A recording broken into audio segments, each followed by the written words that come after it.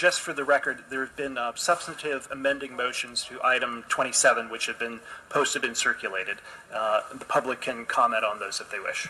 Very well, thank you. Mr. Previn, just to remind you, you have submitted cards for public comments, item 1A, 1B, 27, 31, 33, 38, 39, 40, 42, 43, and 44. Go ahead, sir. Good morning. Thank you. I think you put in a couple of special meeting items there. I'm not going to speak on those because we're not in the special meeting, but that's okay. Let's focus on item number 27, which was just amended, courtesy of AVOC and the system, which is they go over and they stick something up on the bulletin board underneath the other presentations, and that constitutes an appropriate amendment. This is for an item that is the financial status report, the third one for the year. It was heard in Budget and Finance Committee just the other day. At a tough time for folks to come down. I was looking at it closely. I really wanted to get there. I got to be honest, I couldn't make it. $224 million deficit is what we're facing. Mayor Garcetti didn't have a chance to field that question before he was reelected. So now the city has to kind of tighten the belt and figure out what are we going to do about the financial burden. The city departments are going to be asked to look very closely for ways to get revenue, but worse, and this is always a bad news on a day when we're celebrating so many great city employees, find ways to tighten the belt, hold the hiring, don't move forward. And it's a bummer. It's a bummer because the money has been fed to lawyers like Stefan Faubel, who today, for the first time, is inching away from doing the wrong thing repeatedly in these meetings. The public does have a right to know how we're engaged in fighting our liability battles. I took a case all the way to the California Supreme Court, as you know, to ensure the right to see those records and to be aware of how we fight these legal battles. How do we?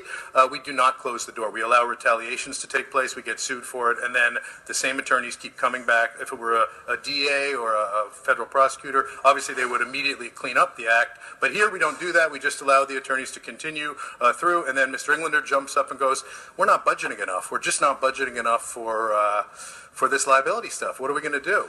What are we going to do?"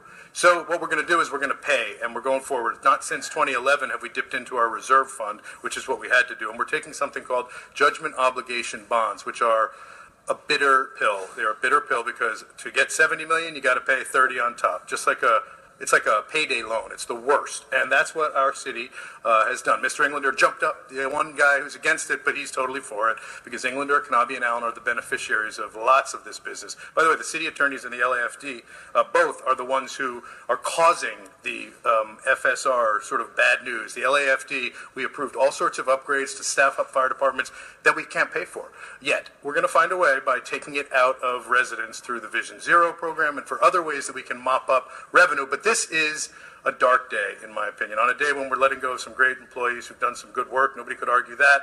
The city employees are going to have to suffer going forward. So I have 54 seconds. I'm going to shift to another item here. Item number one, we only have one. We've reduced a little bit the bleeding on these pernicious building and safety loans, so thank you for that. We've got one in my district only, 3884 out on Burbank Boulevard. That's $3,884. I think it looks like a long-standing fuel station that didn't do something right. Item number 40, a little credit to Bonin, who skipped out today. RP Lorraine and Associates is a appraisal firm, but when you do a deal with an appraisal firm and say, hey, let's double how much we're going to need them, the exclusive appraisal firm, when we need them, you send a strong message, we'd like the appraisal to come in where we'd like it to come. So that's why I don't really favor these kinds of panels of appraisals like that. We should be hiring an appraiser for, and what do, Mr. Price? I think you know they're eminent domain specialists. They find a way that when they get ready to make the taxiway a little bigger and strong, like on today's agenda, they're going to roll in and settle people out. Now, I think your wife is in that business, so she would know something about it. Now, am I going to get to come back on the special meeting public comment? General Go ahead, you have your... My general public comment? I think it's hard for Angelinos to hear one windbag for so long, but I'll try. Fine.